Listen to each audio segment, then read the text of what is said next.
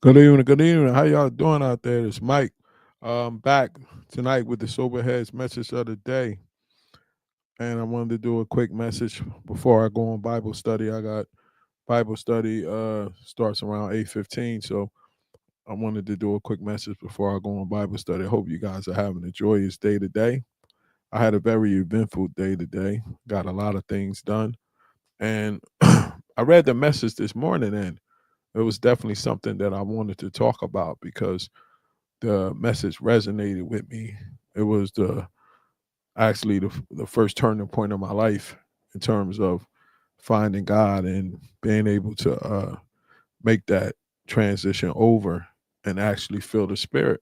So I'm gonna talk about read what the message says, and I'm gonna talk about how that happened and how everything happened going into that.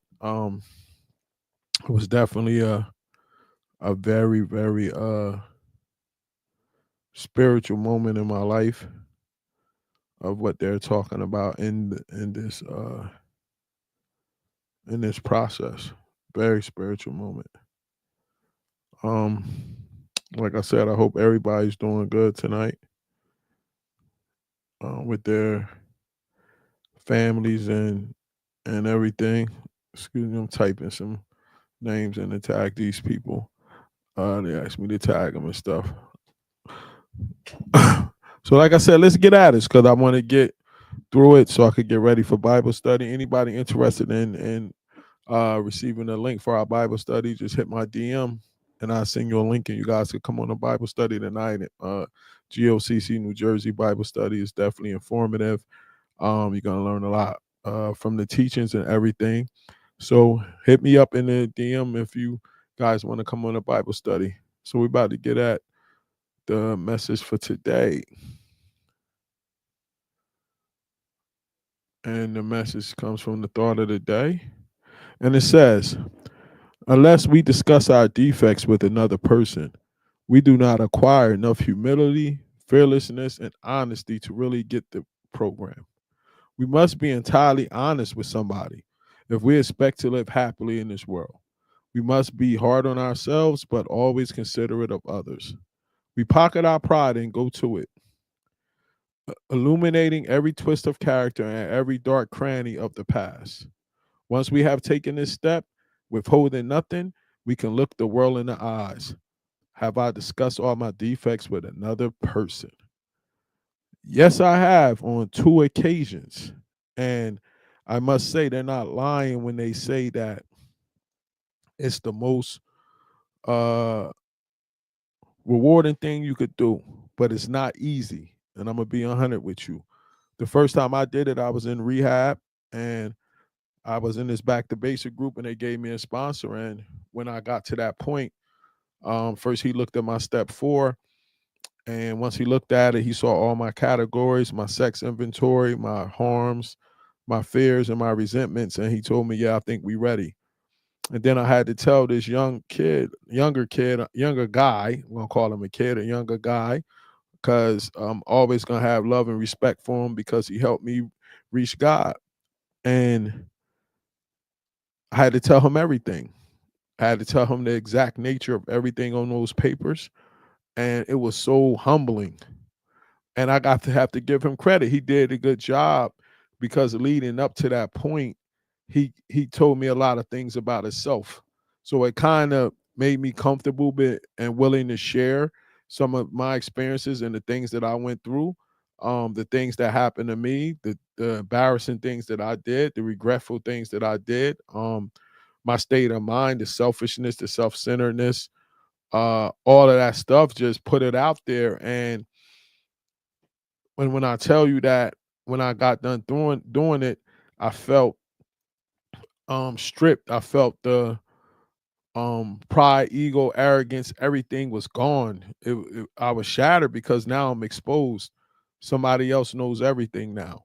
So I can't walk around and act like I'm this and I'm that. And but then we prayed and then he told me to go to my room and sit for an hour and think about everything we did.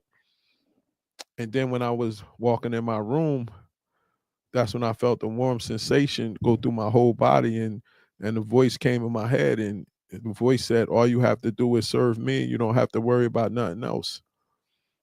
And from that moment, it was like blinders came off my eyes and I wanted to serve God. And it was because I had to be broken. And God knew the only way that I could be broken was not only to tell him, but also have to tell another human being, because now I'm going to be held accountable for all of the things that I did, in terms of even if I thought about going back, doing them again. But that initial shock of being in front of that person and admitting all of that stuff to them and God is something that's like very, very powerful. And like the reading says, you can't tuck nothing, you can't hide nothing. You just got to come out with everything. And if you have a good sponsor or a good person you're working with in recovery, they're going to be able to get you ready for that point, because they're going to indulge, tell you different things that they went through and things of the nature, so you'll know that you're not alone in the process. Another thing that was a blessing for me was doing it when I was desperate. um I was broken, I was scared, everything, so I was willing to do anything for me to feel better. I don't know if I would have been so diligent had I had like a year sober already, and then I had to do that process. I probably would have tried to tuck some things and not uh come forth with everything. But thank the Most High, He had me at a desperate point, and I was willing to come forth with all of the information and tell them, like, tell him everything. And I did it again with another sponsor a few years later, and I had another awakening, but it wasn't as profound as the first one, because I had already knew the process. And the reason I know, when I read it in the book after the first one, I read it about the process in the book maybe like a couple months later. I knew it was real because I didn't know about it before I did it. So it was all natural. I had no prior knowledge that that spiritual awakening was going to happen. I just, out of desperation, I did what my sponsor told me to do, and I was totally honest for the first time in my life. That level of honesty is key, and is humbling, and it'll break you. And the Bible tells us that. So uh if we go to John, hold up, what book is it? I think it's James. You know, James be coming with it. He don't be playing around. James chapter 5, verse 16. He talks about it. He says, confess your faults one to another and pray one for another that ye may be healed. The effectual fervent prayer of a righteous man availeth much. So when you confess those sins one to another, it it humbles you, man. But make sure that you do this process. If you feel like this process is necessary for you, make sure you find somebody that you really trust to do this process.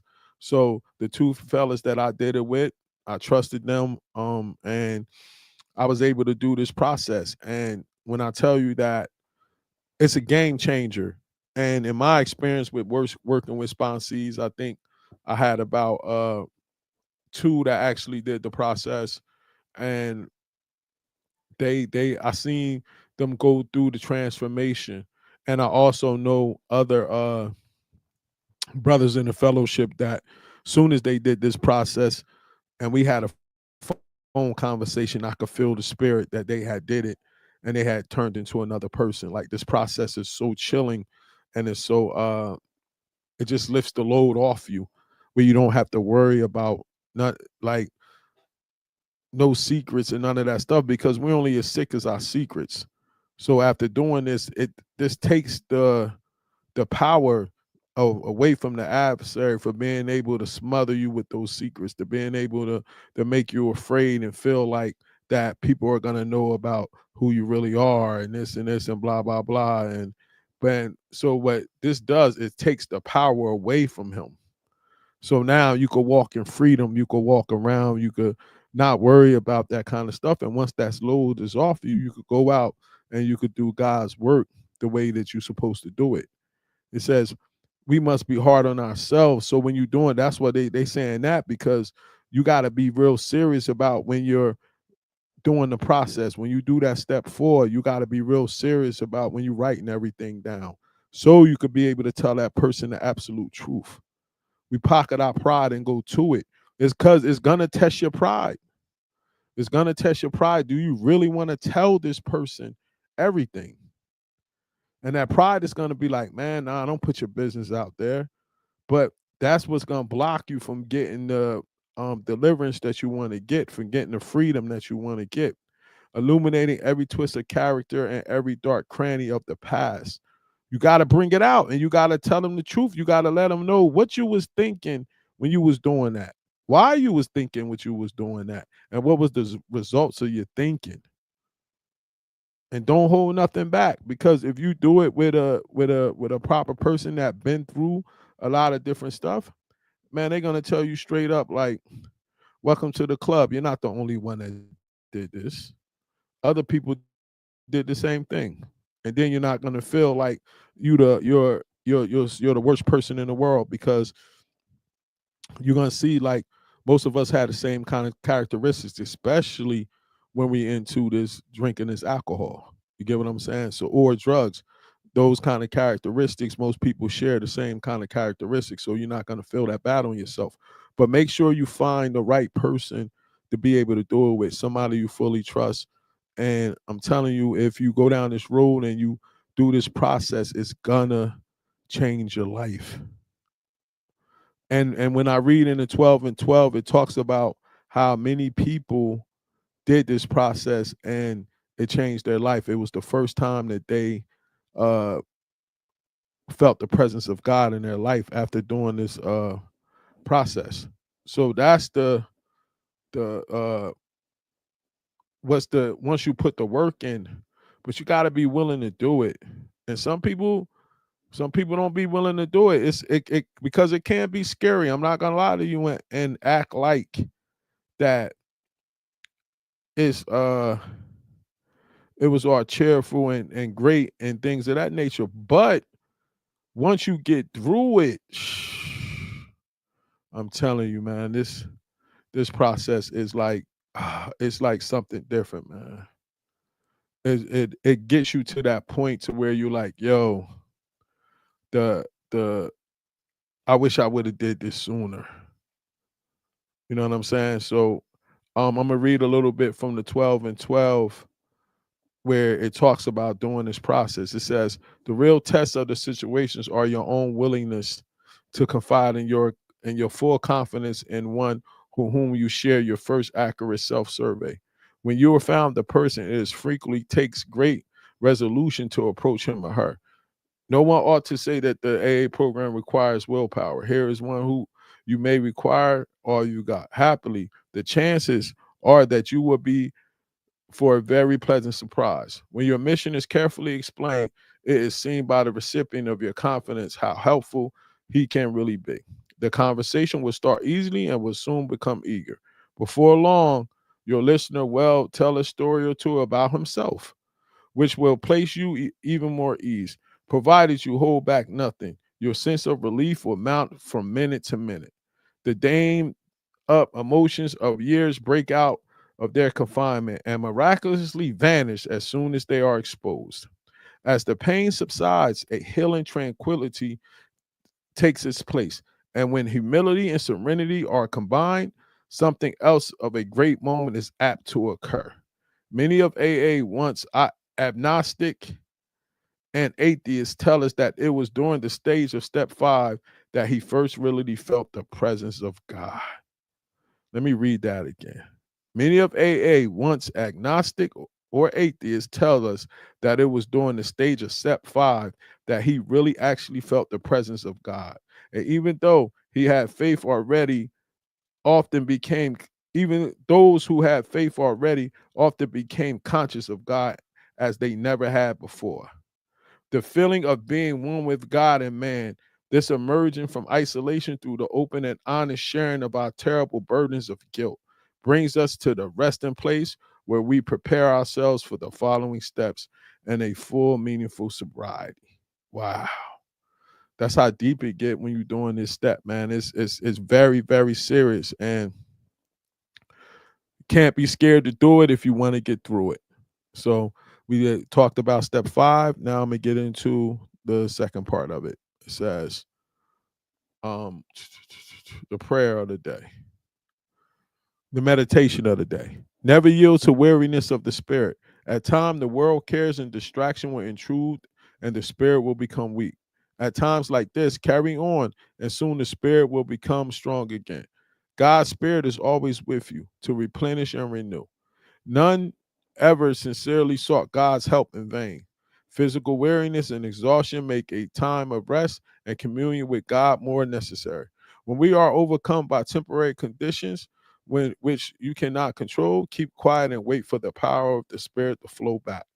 Wow. Don't get weary of the Spirit. Don't get tired of doing the right thing. Don't be and sometimes you will get distracted.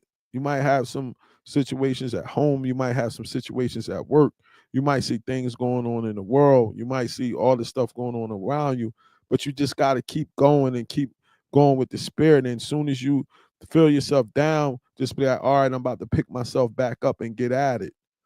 The physical weariness and exhaustion, it can make you tired throughout the week. That's why I praise the Most High that we had a Sabbath.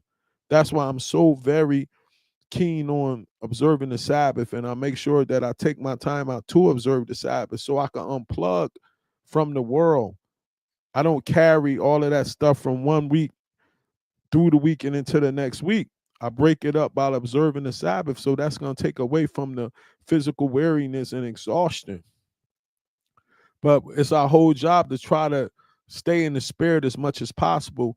And it's very important, like I always say, what we feed our minds and we feed our eyes, and we gotta definitely protect our eyes and our ears, man.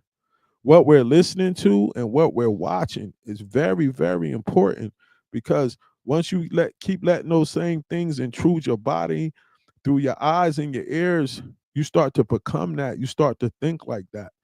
And Satan has the media, he has the music, and he's trying to use those tools to be able to get inside of us, to be able to have us do what he wants us to do. But if we hold fast and we just stay away from that, and we get into that word and we start reading and we start fasting and we start praying and we start listening to righteous rappers and things of that nature, you can really replace those rappers that was feeding us all that garbage, that was feeding us all that mayhem. And you could listen to some righteous dudes. You could listen to Eshawn Burgundy. You could listen to D1. You could listen to Bizzle. And them dudes could flow. Like, I'm a very heavy rap critic. If you can't flow, you can't flow. But a lot of those, some of those dudes could flow. I know the ones on my playlist definitely could flow. You just got to listen to them, and you got to want to take in that kind of message. You got to want to take in that kind of food. If you don't want that food and you still thirsty for that trapping and shooting and killing and murdering and drug dealing and this and that, then that's what you're going to look for, and that's what your spirit wants. My spirit don't want that. My spirit wants that righteous music that talks about the kingdom, that keeps me yearning, that keeps me going down that road. You know what I'm saying? That's what my spirit wants now. So that helps me stay locked in. And though I'm not perfect at it, sometimes I feel like, geez, I feel myself might be getting pulled away some, and then I just grind and go back. I jump on a fast, and it gets me back locked in with the Most High. So it was great talking to you guys for this 20 minutes tonight. I'm about to get off so I could lock in the Bible study and get edified and take in some food on Bible study. Like I said, if anybody want a link for the Bible study tonight to check us out, hit me in my DM and I'll send you the link ASAP. This is Mike. Enjoy the rest of your night. Shalom.